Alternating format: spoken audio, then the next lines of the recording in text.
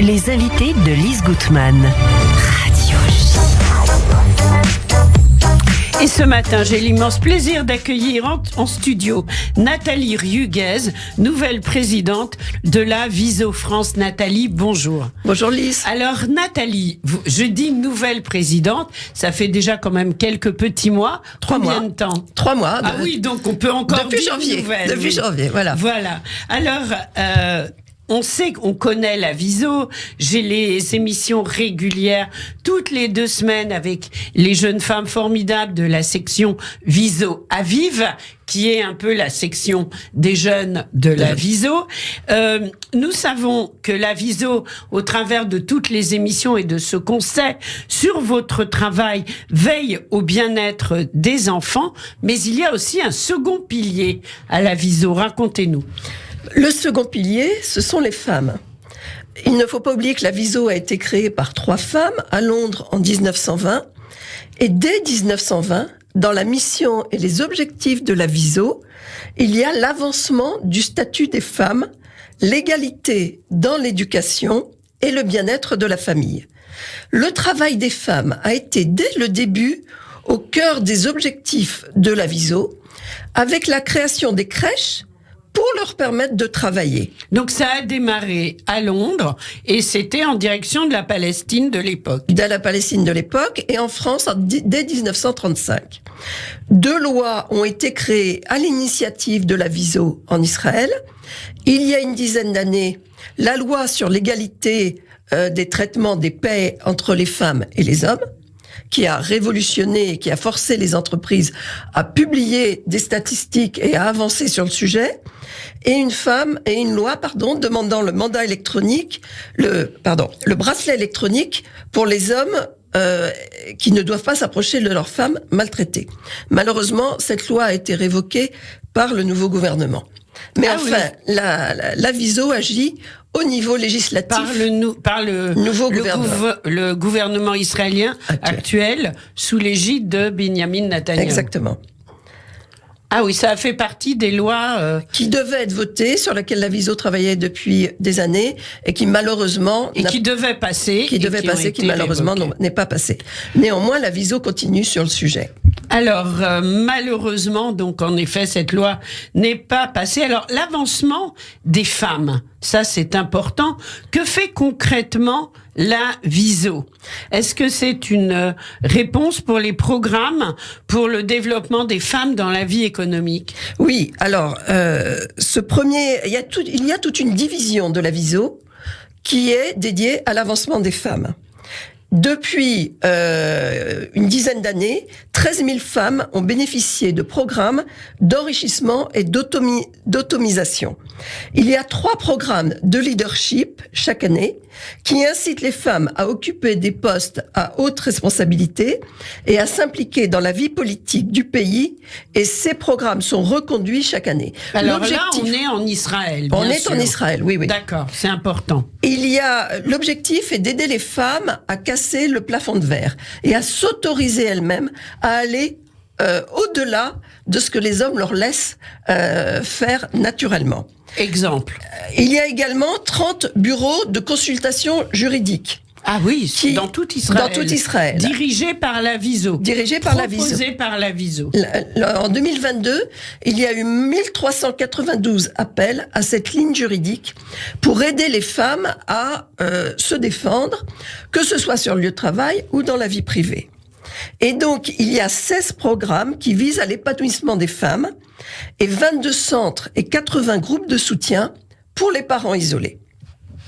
Alors, tout ça, ce sont des chiffres assez considérables et ça montre l'importance de l'action de la Viso en Israël. Alors, moins sympathique, on en parlait en début d'émission, les violences faites aux femmes.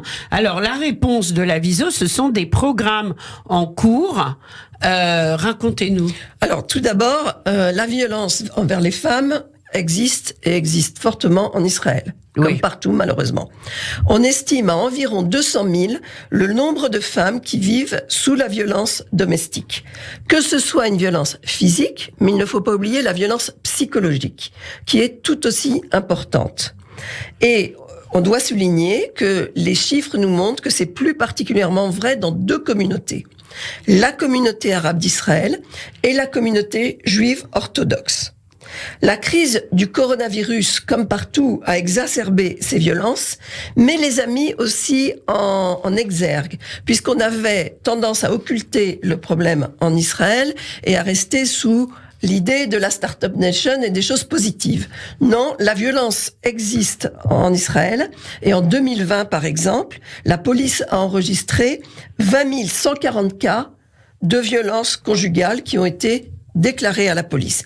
Et il y a eu en 2022... 20 144, Ouais. c'est énorme. Et en 2022, il y a eu 24 féminicides.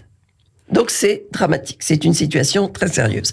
Alors Que concrètement, je crois que la Viso a créé des abris pour les femmes battues. Exactement. Et ces abris, alors contrairement à ce que vous nous disiez en début d'émission, où les hommes n'auraient pas de bracelet électronique, les abris, eux, peuvent exister. Exactement, oui, oui. Israël a 16 abris pour femmes battues et la Viso en opère 2, un à Jérusalem et un à Ashdod. Oui. Et ces abris accueillent les femmes victimes de violences avec leurs enfants, quelle que soit leur religion. Chaque abri abrite 12 femmes et enfants et sont gérés par des professionnels hautement qualifiés, des travailleurs sociaux, des psychologues, des éducatrices. Sont mis à leur disposition des thérapies de groupe et des thérapies individuelles, des ateliers, et chaque enfant est pris en charge avec une thérapie adaptée. Il ne faut pas oublier que des femmes maltraitées, ça affecte également les enfants dans la famille. Bah évidemment. Et il y a trop de... Le traumatisme passe. Exactement. Puis ils assistent aux scènes. Exactement. Et il y a trop de femmes maltraitées qui ne veulent pas quitter le domicile conjugal pour ne pas casser la famille. Mais cette famille est déjà cassée, en fait. Oui. Et il faut donc inciter les femmes à agir et à consulter, appeler les lignes téléphoniques et se réfugier dans les abris. Alors, vous nous parlez de cela, mais en fait, ça a l'air presque de pas être suffisant par rapport au nombre de cas. Par rapport aux 16 abris qu'il y a dans l'ensemble en Israël, c'est jamais suffisant. On est d'accord. Hein. Mais c'est un développement qui est progressif, qui se fait. Les lignes téléphoniques sont de plus en plus utilisées. Et plus l'on parle de nos programmes, et plus les femmes osent témoigner et osent venir. Ces abris offrent un studio spacieux pour chaque famille, donc un soutien suivi et un traitement psychologique. Et donc les femmes y vont avec les enfants. Avec les enfants. Elles partent avec les enfants. Et l'un des gros objectifs est d'autonomiser les femmes, parce que l'un des gros problèmes est que ces femmes n'ont pas de travail. Souvent, oui. Et n'ont pas fait d'études. Donc, il commence à se développer également des programmes pour insérer les femmes dans la société israélienne par des formations adaptées qui leur permettront de trouver un travail. Alors ça, c'est important, évidemment, les remettre dans la société. Exactement. Et au sein de ces abris où elles sont avec leurs enfants, combien de temps peuvent-elles y rester? Elles y restent plusieurs mois, une dizaine de mois. Oui. Et pour terminer sur le sujet, et avant de parler sur l'après, je voudrais parler d'une initiative très originale qui marche très bien depuis 2013. Une ligne téléphonique pour les hommes violents. Il y a eu 100 appels la première année et 1054 appels en 2022. Pour que les hommes qui savent qu'ils sont violents puissent, eux, téléphoner pour ne plus l'être et se faire soutenir. Exactement, c'est très original. Et le nombre d'appels, plus d'un millier, donc l'année dernière, je dirais que c'est à la surprise de tous. Parce que l'une des caractéristiques des hommes violents, c'est qu'ils sont dans le déni et qu'ils accusent leurs femmes d'être responsables de leur violence. Oui. Donc qu'il y ait des hommes qui, au moment où ils sentent que ça ne va pas, que la rage monte, arrivent à sortir de chez eux et appeler le numéro est extrêmement positif. Mais oui. Donc c'est une initiative rare et très originale. Ça n'existe pas en France, je crois pas. Je ne crois pas que ça existe Non. en France. En revanche, dans la communauté, nous avons Noah, osez le dire, auquel la Viso participe. Et ça, c'est très important. N'hésitez pas à les appeler. Là, on parle d'Israël, mais en France, voilà. Je conclurai en rappelant le Bien numéro sûr. de Noah, osez le dire, parce que c'est très important. C'est très important. Alors, une fois sorties des abris, des centres qui sont des abris, les femmes sont-elles laissées seules ? Alors, en 2017, sentant que ce n'était pas suffisant et qu'une fois passé 10 mois dans les abris, les femmes étaient un peu laissées, je ne veux pas dire à l'abandon, mais parce qu'il faut qu'elles trouvent un logement et voilà. Donc la Viso a créé un programme qui s'appelle Safety Net, c'est-à-dire filet de sécurité. Et il y a aujourd'hui 8 communautés à Jérusalem, à Haïfa, à Herzliya, à Hadera, à Bat Yam, avec 371 bénéficiaires, dont l'objectif est de ne pas laisser ces femmes seules quand elles quittent l'abri. En effet, c'est important parce que l'un des effets collatéraux de quitter leur famille, leur mari et d'aller dans ces abris est que souvent, elles quittent leur communauté et elles sont abandonnées par leur famille. Donc ces femmes se retrouvent seules, sans aucun soutien. Donc la Viso, dans ce programme Safety Net, continue les groupes de soutien pour éviter ce sentiment de solitude. Il continue également de s'occuper des enfants et il y a une assistante extrêmement concrète pour aider à trouver un appartement, à payer cet appartement, à le meubler. Et il y a une aide légale qui continue. Donc tout cela est fait par des salariés formés et payés par la Viso, mais également par les très nombreux bénévoles de la Viso en Israël. Alors, on parlait des enfants tout à l'heure. Il existe également en Israël un programme de prévention hyper original pour les ados. Les ados, c'est un peu compliqué à manier, si j'ose dire. Exactement. L'idée de la prévention, c'est de se dire comment peut-on agir en amont pour éviter la violence conjugale. Donc la Viso a eu l'idée d'un programme extrêmement original qui s'appelle My Body is Mine, que l'on pourrait traduire en français par Mon corps m'appartient. Oui. Et qui est un grand slogan des mouvements féministes des années 80. Exactement. Donc ce slogan a été repris en Israël et l'idée est de prendre les adolescents au moment de la seconde et de la première, l'équivalent, au moment où ils commencent à construire des relations amoureuses. L'un des écueils aujourd'hui, c'est que les adolescents sont fortement influencés par la pornographie qu'ils vont voir sur le net, et s'ils sont dans des familles où il y a des violences familiales, par ces violences. Donc ils n'ont pas le mode d'emploi et une idée positive de ce que peuvent être des relations hommes-femmes ou entre conjoints du même sexe, mais des relations positives. Donc l'idée de la Viso a été de créer des programmes dans les lycées et les centres de jeunes afin de les amener à envisager ces relations de façon positive et de savoir comment se conduire et de sentir ce qui ne va pas. Donc, une chose intéressante, au début, ces programmes étaient mixtes. Et ils se sont rendus compte que ça ne fonctionnait pas. Oui. Excusez-moi, parce que il fallait que les garçons et les filles soient séparés. Pour libérer la parole des uns et des autres, bien sûr. Voilà. La façon dont ça fonctionne, donc, c'est des groupes dans les lycées et les centres de jeunes qui ont lieu plusieurs fois dans le même lycée pour avoir, c'est pas une fois une conférence, c'est des groupes qui se répètent, c'est des programmes dans les lycées, quand les lycées adhèrent à ce programme, et fait par 2 professionnels qui viennent animer ces programmes avec des groupes de garçons et des groupes de filles.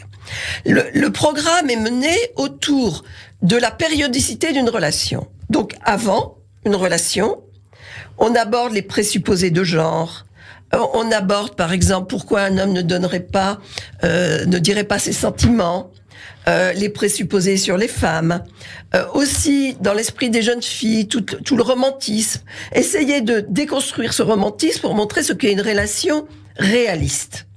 Et comment on renforce la relation et ensuite, donc comment se développe une relation et comment accepter la rupture. Parce que la violence peut se développer au moment où l'un des deux n'accepte pas la rupture. Oui, c'est ça. Et la façon dont ça se passe, c'est par des jeux de rôle. Donc, Ah oui, des jeux de rôle. c'est pas seulement, Oui. c'est pas des conférences, c'est très actif. Non, et c'est c'est-à-dire mettre les jeunes en position. On les fait participer, on a Exactement. compris. Donc il y a une vraie participation de ces ados pour leur permettre peut-être d'éviter les écueils dans lesquels leurs parents sont tombés. Exactement. Et quand il y a des jeunes où l'on sent qu'il y a un problème majeur, on travaille avec la psychologue et le travailleur social du lycée pour le prendre en charge. En 2022... Ça, personnellement, en France, j'en ai pas beaucoup Non, entendu je ne parler. crois pas que ça existe. Il y aurait un modèle à prendre, hein, c'est Exactement. important, bien sûr. L'année dernière, en 2022, il y a eu 5146 jeunes Oui. qui ont participé C'est énorme, à ces programmes. 5140. C'est énorme. Ah ouais. Dans tous les types de lycées. Oui, oui. Et c'est presque, c'est plutôt centre et sud d'Israël, mais c'est presque dans tout Israël. C'est en dans fait. tout Israël. Non, dans tout Pas Israël. vraiment dans le nord, d'après les villes que vous nous avez Non, données. les villes que j'avais données, c'est pour les centres, pour les femmes. Ah, d'accord. Mais ce programme, il est dans tous les lycées dans tous du les nord au lycées sud. qui demandent, en fait, le programme est connu. Donc maintenant, les lycées demandent à participer. On envoie des volontaires qui sont aptes à travailler, qui ont été formés pour travailler sur ces programmes. Et juste une sous-question, dans ces centres qui abritent les femmes avec leurs enfants, il y a aussi des ados, bien sûr. Alors, non, il y a des enfants jusqu'à 12-14 ans. Ah oui, donc c'est pré-ado. Voilà, d'accord. c'est pré-ado. Ensuite, il y a, pour les enfants en difficulté, les ados en difficulté, les lycées de la Viso, qui sont des centres qui accueillent en internat les adolescents en difficulté, mélangés à l'ensemble des enfants qui font partie de ce lycée.